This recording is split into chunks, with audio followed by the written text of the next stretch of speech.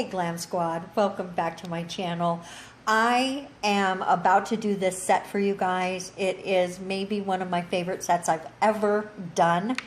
Let me know if you agree with that below, and let's go ahead and get into this tutorial. Okay, what we're going to do is start with a white base. We're using the mefa. Okay, mistake straight out the gate. We're working with the mefa Perfect 20, and that is the white polish. We're going to do 3 of the nails in that color. It's going to serve as the base for our fun and funky psychedelic flowers. And then we are going to come in with these other 2, again dipping into the mefa Perfect 20 collection for this holographic glitter see-through polish. And I am going to go ahead and be a little generous because I want it to not, I want a see-through nail, but I really want that glitter to pop, right? And to be a perfect base for the glitter mix that we made.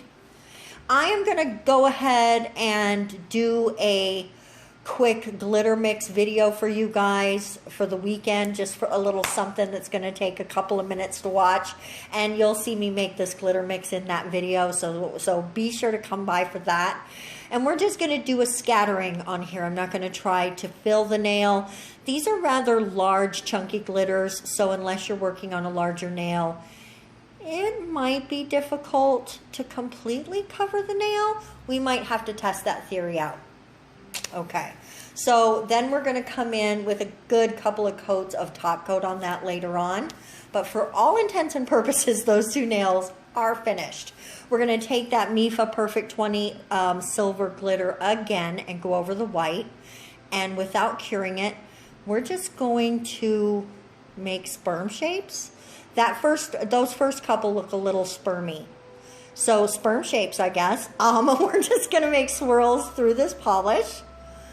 And with the spaces that are left over, we're going to clean off our brush, pick up that blue, and pull those empty spaces through with the blue, and feeling free to spread it out as we go.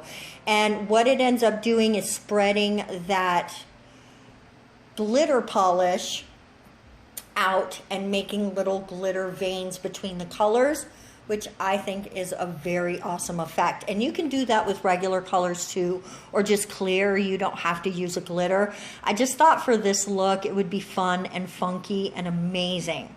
Just totally amazing. So then wiping off the brush again, we're just going to go back in with the blue.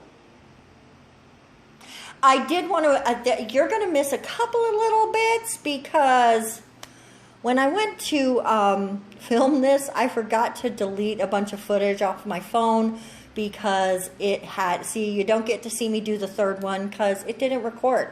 I had got dangerously close to running out of space, and I had to go in and emergency delete things and then come back and finish filming the video. So a few things actually did not get recorded, but only a couple things, and now we're back to being full of space for video.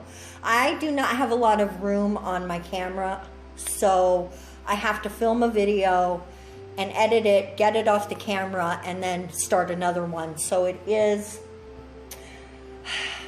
it's fine, but you can't keep flowing with the work. If you're in a creative space and you want to keep making videos, you can't. You have to stop. You have to. And get the footage off at least. But I usually end up just trying to get the editing done right then and there. So if I forget to delete everything that I edited, sometimes I mess myself up, and that's what happened. So now what we're doing, while I was yammering about that, I'm just coming in with this black polish and creating a sketch, pretty basically, of a flower over the fun, funky design that we created to give us triple color flowers.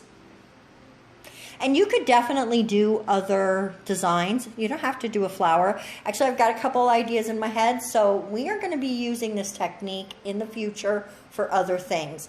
Because this is easy, fun, amazingly creative nail art. I had so much fun doing this. It gave me all kinds of happiness. So I definitely, if you try to do this technique, please tag me. I don't care about credit. It's not about that to me. It's about seeing your work and being inspired even more by something that you made because you saw something that I did. So we're just going to run through these next two really quick here. Just sketching out that flower or whatever you want to put on that background. You could literally sketch anything out on there. And it doesn't have to like completely frame it, but I feel like framing it kind of gives it a fun